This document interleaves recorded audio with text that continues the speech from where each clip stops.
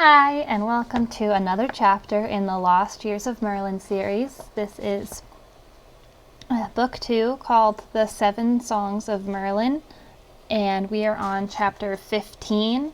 In the last chapter, it was just a conversation with the Grandalusa and Merlin, Rhea, and Bumblebee in her crystal cave, and at the last second, a large explosion of white light filled the crystal cave, so we find out what that is. Okay.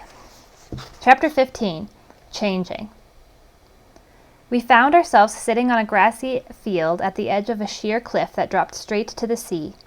As I peered over the edge, I viewed colonies of kittiwakes and silver-winged terns nesting on the cliff wall, screeching and chattering and tending to their young. A cool breeze smacked my face. The smell of salt water seasoned the air. Far below me, the white line of surf melted into bright blue and then into green and dark as jade. Across a wide channel of water, I could barely make out the shape of a small island, dark and mysterious. Behind it billowed the wall of mist that surrounded all of Finkyra. I turned to Rhea and Bumblebee, also investigating our new surroundings. To think that we had, only a few seconds before, been inside the Grandalusa's crystal cave. Wherever we were now, it was far away from there. Such a wondrous skill to move people like that. She had even remembered to send along my staff. I made a mental note to pay attention to the 5th lesson, leaping, should I ever make it that far. Rhea bounced to her feet. "Look there!" she cried, pointing toward the small island. "Do you see it?" I stood, leaning against my staff. "That island out there, yes. Looks almost unreal, doesn't it?" Rhea continued to stare. "That's because it is almost unreal. That's the Forgotten Island, I'm sure of it." A shiver shook my spine. The 7th song! That's where I must go to learn about seeing. I glanced at her briefly before turning back to the island, shrouded by shifting vapors. "Have you seen it before?" "No." "Then how can you be so sure it's the Forgotten Island?" "Our boss's stories, of course. It's the only piece of land in all of Finkyra that's not connected to the main island. No one, not even Dagda himself, it is said, has set foot there for ages. And except for the mer people who live in the inlet, no one knows how to cross the powerful currents, and even more powerful enchantments, that swirl around it all the time." I dodged a gull that swooped just in front of my face, yet I couldn't take my gaze from the island.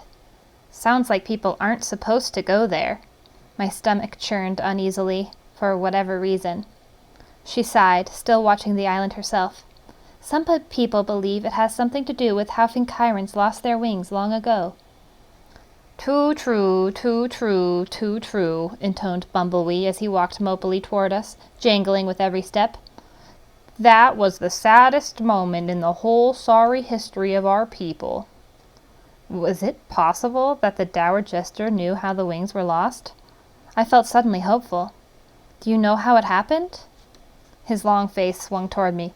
"No one knows that. No one." I frowned. Ayla, the Wind Sister, knew, but she hadn't wanted to tell me. I wished I could ask her again. Yet that was impossible. As impossible as catching the wind. More than likely, she had blown all the way to Gwynedd by now. Rhea turned at last from the island. "Would you like to know where we are standing right now?" I gave her a nudge. "You still sound like a guide." "You still need a guide," she answered with a half grin. "We're in Farallana, the strip of land that once was home to the treelings." Listening to the surging waves below us, I scanned the plateau. Deep, cream-colored cliffs bounded us on all 3 sides, but for a few piles of crumbling stones, possibly all that remained of walls or hearths, nothing but grass covered the plateau. Far to the north, a line of dark green marked the edge of a forest. Beyond that, the horizon lifted in a purplish haze, possibly all that was visible of the misted hills. A dingy brown butterfly fluttered out of the grass and landed on my wrist. Its legs tickled, so I shook my hand. Then it flew off, landing on the knotted top of my staff. Its motionless wings blended into the deeper brown of the wood. With a sweep of my arm, I indicated the grassy plateau. "I don't see how we're ever going to learn about the treelings' art of changing. If they ever lived here, they didn't leave much behind." "That was their way." Rhea picked up a white pebble and tossed it over the cliff. "The treelings were wanderers, always searching for some place better to live, some place to sink roots like true trees and call home. Their only settlements were here, by the cliffs, but as you can tell from those rock piles, they weren't much. Nothing more than shelters for the very old and the very young. No libraries or markets or meeting halls. Most treelings spent their days wandering across Finkyra, only coming back here when they were ready to find a mate or to die. So what happened to them? They got so caught up in their exploring, I guess, that fewer and fewer of them ever bothered to come home. Eventually, nobody at all returned. The settlements fell apart or blew away, since there was nobody around to take care of them, and the treelings themselves died off, one by one. I kicked a tuft of grass. I can't blame them for wandering. It's in my blood, too, but it sounds as if they never felt at home anywhere. Rhea studied me thoughtfully. The wind off the water ruffled her leafy garb. And is feeling at home somewhere in your blood, you say? As you say? I hope so, but I'm not sure. What about you? She stiffened. Our boss says my home, my family, all the family I've ever had, except for Quen. She bit her lip. Once she belonged to my family, but no more. She gave that up for a sackful of goblin promises. The butterfly lifted from my staff. It flew over to Bumblebee, who was still gazing glumly across the channel at the forgotten island. Just before landing, the butterfly apparently changed its mind and returned to the gnarled shaft of hemlock. I watched its dull brown wings, one of which was badly frayed, slowly opening and closing. Looking at Rhea, I declared, "We must find her." "Who?" "Quen. She might be able to tell me what those piles of stones cannot." She made a face as if she had eaten a handful of sour berries. "Then we are lost. There is no way to find her, even if she did survive losing her arm. Besides, if we did find her, we couldn't trust her." Fairly spitting the words, she added, "She's a traitor through and through." Below us, an enormous wave crashed against the cliff, sending the kittiwakes in turn screeching from the spray. "Even so, I have to try. Surely somebody saw her after she left. If treelings are all that rare nowadays, the sight of one would be noticed, wouldn't it?" She shook her head. "You don't understand. Treelings not only weren't satisfied to stay in any one place, they weren't satisfied to stay in any one body either." "You don't mean—" "Yes, they knew how to change form. You know the way most trees change their color in autumn and take on a whole new garb in the spring? The treelings went far beyond that. They were always swapping their tree-like shape for a bear or an eagle or a frog. That's why they were named in the song about changing. They were masters of it." My hopes, already as fragile as the butterfly perched on my staff, vanished entirely. So Quen, if she's still alive, could look like anything. Anything at all.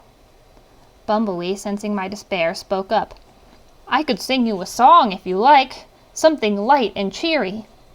Since I didn't have the strength to protest, he started to sing, swaying his bell-draped hat in time to the rhythm. "Life's unending curse, it could be far worse. Yet I'm full of glee, none gladder than me. Though death fills the air, I do not despair. It could be far worse, life's unending curse. Be merry, you see, far worse it could be. So much worse than now, just don't ask me how." "Stop!" shouted Rhea. "If you really feel that way, why don't you just jump off this cliff and put an end to your misery?" Bumblebee frowned triply. "Weren't you listening? That's a joyous song. One of my favorites." He sighed. "Oh dear, I must have botched the delivery. As usual. Here, I'll try it again." "No!" a voice cried out.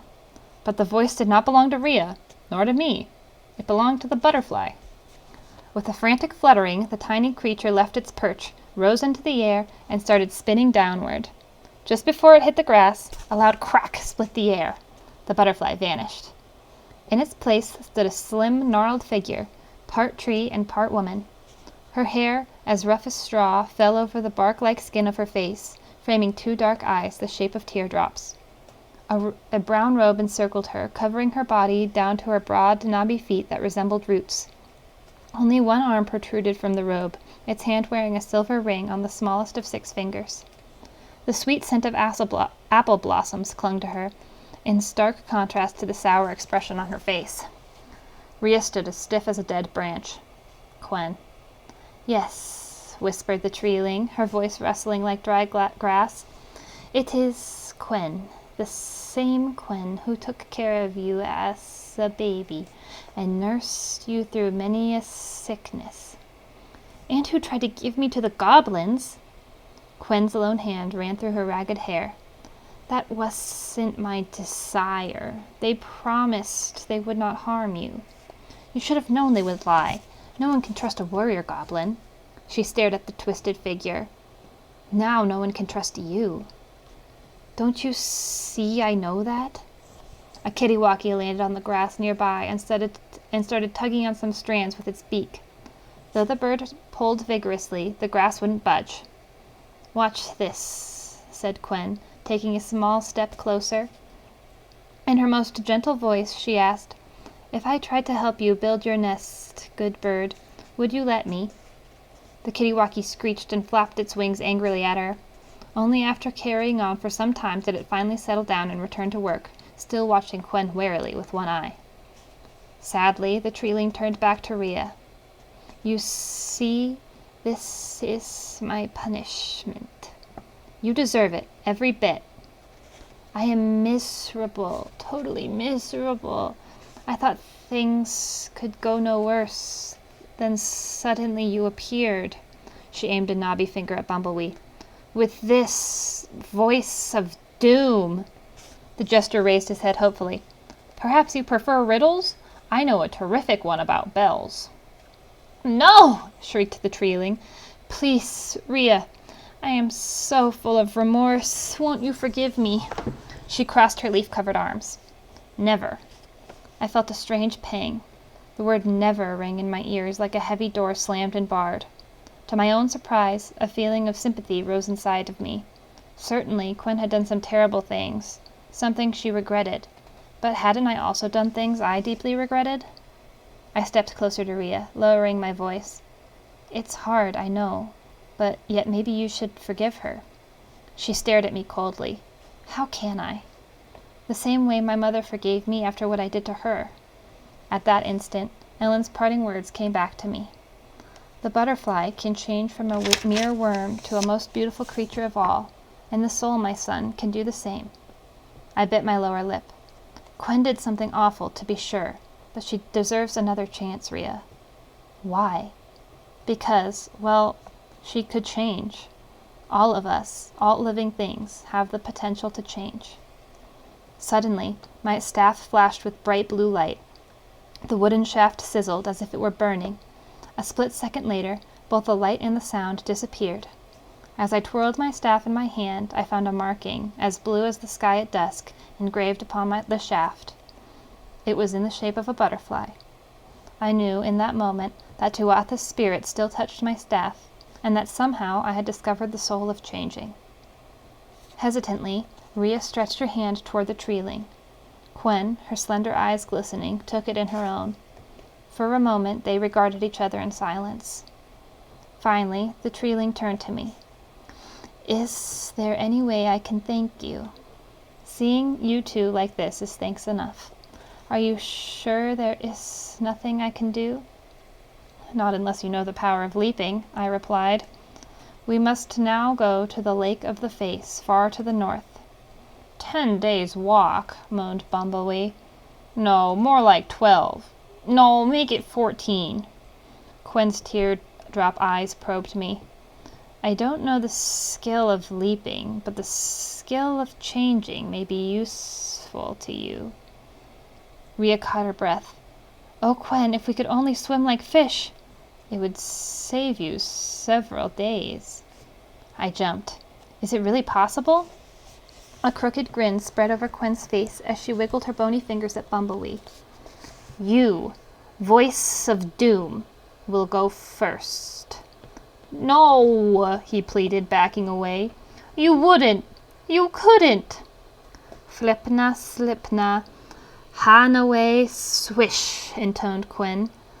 Kelpono, bubblim, tublim, fish.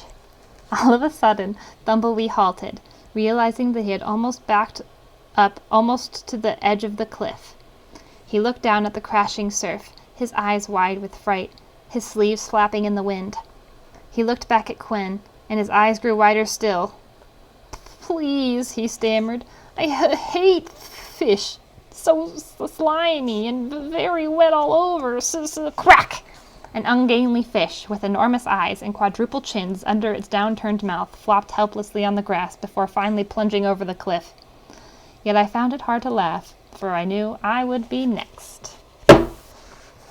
Uh-oh. Alrighty. Thank you all for joining me for Chapter 15.